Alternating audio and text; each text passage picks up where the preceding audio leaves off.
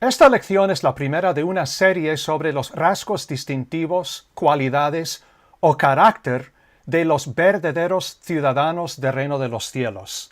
En esta primera parte hablaremos de lo que la Biblia dice sobre los pobres en espíritu. Al enseñar la palabra de Dios, ponemos mucho énfasis sobre la necesidad de tener una doctrina correcta. Esto es necesario y bueno, pero ¿cuántas veces hacemos hincapié en la importancia de tener el carácter correcto? En Efesios capítulo 4, en los versículos del 3 al 6, Pablo nos habla acerca de la importancia de guardar la unidad del Espíritu Santo. En el versículo 3 dice que tenemos que ser solícitos en guardar la unidad del Espíritu en el vínculo de la paz. La palabra solícitos significa diligentes, esmerados, esforzados, activos, etc. En otras palabras, es necesario hacer un esfuerzo para poder guardar la unidad del Espíritu Santo. Para esto, es necesario tener una doctrina correcta. No basta guardar cualquier clase de unidad, ni una unidad a toda costa, sino la unidad enseñada por el Espíritu Santo. Y podemos decir que hay 7 factores que tienen que ver con esta unidad. 7 factores que tienen que ver con tener esta doctrina correcta que es necesaria para guardar la unidad del Espíritu Santo. Y podemos poner un número a cada uno de estos 7 factores. Por ejemplo, dice en Efesios capítulo 4 y el versículo 4 que hay un cuerpo y un espíritu, como fuisteis también llamados en una misma esperanza de vuestra vocación, un Señor, una fe, un bautismo, un Dios y Padre de todos, el cual es sobre todos y por todos y en todos. Estas cosas son absolutamente esenciales para poder guardar la unidad del Espíritu Santo en el vínculo de la paz. Pero también es necesario tener una actitud correcta. En Efesios capítulo 4 y el versículo 2, el versículo anterior, vemos ahí que el apóstol Pablo también nos habla de 4 cosas que son esenciales para poder guardar la unidad del Espíritu Santo. O sea, aquí hay 4 factores que también son muy necesarios para guardar esta unidad. Vamos a poner número a cada uno de estos factores. Dice el apóstol Pablo, con toda humildad y mansedumbre, soportándoos con paciencia los unos a los otros en amor. 4 factores que también son importantes para poder guardar la unidad del Espíritu Santo.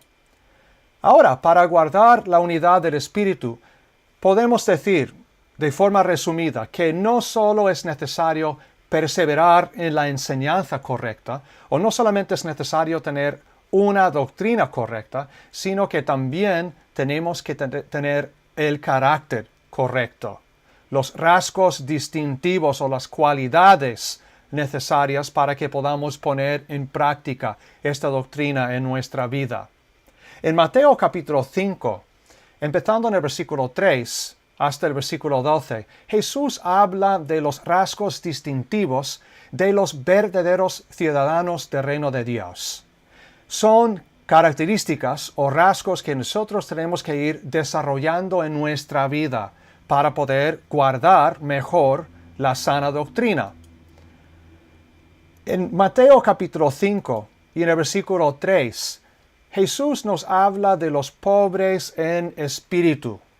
Dice en este versículo, bienaventurados los pobres en espíritu, porque de ellos es el reino de los cielos. La palabra bienaventurados, que se usa varias veces en Mateo capítulo 5, significa dichosos o felices. Si usted quiere saber lo que es ser realmente feliz, tal como Dios quiere que nosotros seamos felices, pues es necesario poner en práctica estas cosas en nuestra vida. Tenemos que ser, en primer lugar, según este versículo, pobres en espíritu. La palabra pobres se ha tomado de una palabra griega porque el Nuevo Testamento se escribió en griego y esta palabra fue usada por los griegos para referirse a la persona que está necesitada en sumo grado. Estamos hablando de una persona que está realmente necesitada. Entonces, cuando Jesús dice, bienaventurados los pobres en espíritu, está hablando de una persona que se encuentra en un estado de extrema necesidad. Tal como la viuda que se menciona en Marcos capítulo 12, empezando en el versículo 41 hasta el versículo 44. Ella era pobre en este sentido. Vamos a leer este texto en Marcos capítulo 12.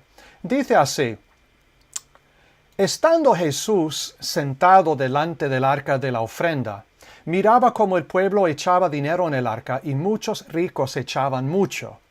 Y una viuda pobre echó 2 blancas, o sea, 1 cuadrante. Entonces, llamando a sus discípulos, les dijo: De cierto os digo que esta viuda pobre echó más que todos los que han echado en el arca. Porque todos han echado de lo que les sobra, dice Jesús, pero ésta de su pobreza echó todo lo que tenía. Es interesante notar aquí en este texto, hermanos y amigos, que la misma palabra que Jesús usa en Mateo capítulo 5, versículo 3, donde habla de los pobres en espíritu, es la misma palabra que se usa aquí para referirse a esta viuda. Ella estaba en una situación de extrema necesidad, porque Jesús nos dice que echó tan solamente 2 blancas. Eso es lo único que tenía. ¿Saben ustedes que hay en Andalucía, en España, cuando uno no tiene dinero, se suele decir que estoy sin blanca? Eso quiere decir que no tengo nada en absoluto. Pues esta mujer, después de haber echado 2 blancas, o sea, 1 cuadrante, no tenía nada. Era una mujer realmente pobre. Y también vemos que la misma palabra que Jesús usó en Mateo capítulo 5 y el versículo 3, cuando habla de los pobres en espíritu, la misma palabra griega se usa en Lucas capítulo 16 para referirse a un mendigo. Y así se ha traducido la palabra pobre en este texto. Vamos a verlo rápidamente. Dice en Lucas capítulo 16, y no vamos a leer todo el texto, solamente vamos a leer del 19 al 22. Dice así la palabra de Dios: Había un hombre rico que se vestía de púrpura y de lino fino, y hacía cada día banquete con esplendidez.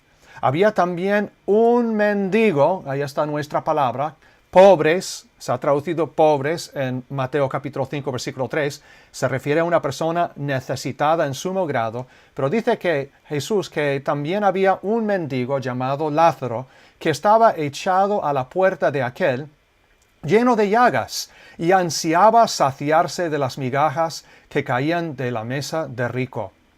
Y aún los perros venían y le lamían las llagas. Aconteció que murió el mendigo y fue llevado por los ángeles al seno de Abraham.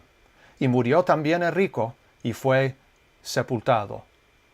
De nuevo, tal como hemos visto en el caso de aquella viuda pobre, la palabra que Jesús usó en Mateo capítulo 5 y versículo 3 para referirse a los pobres en espíritu es la misma palabra que se usa aquí para referirse a un mendigo.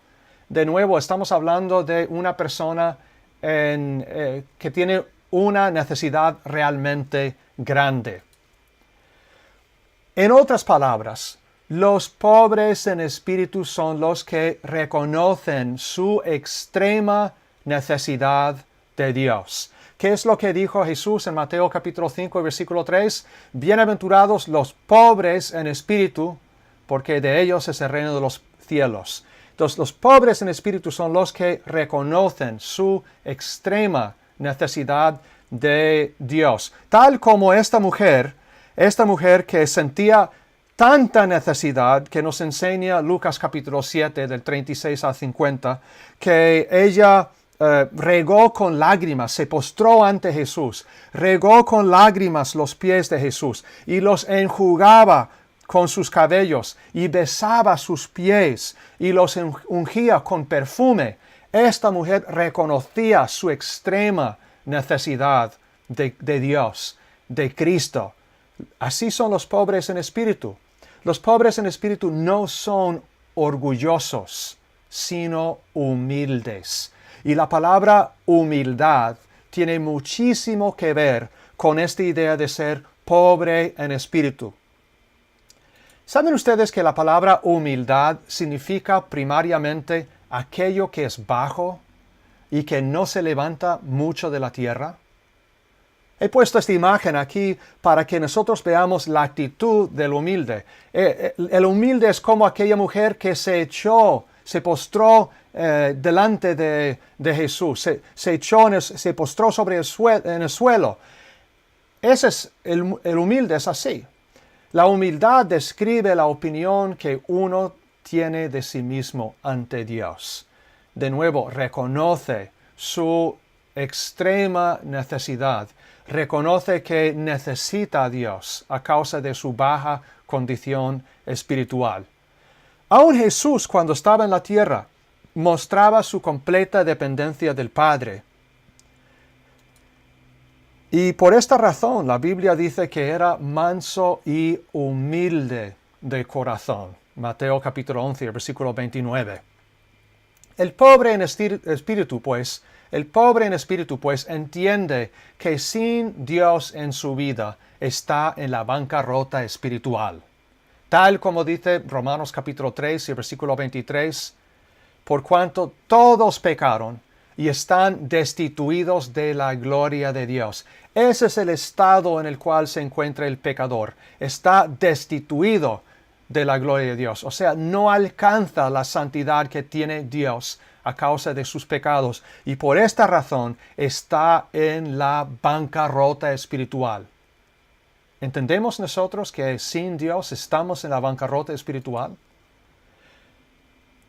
El pobre en espíritu confiesa que separado de Cristo está muerto, tal como los Efesios en el capítulo 2, versículo 1.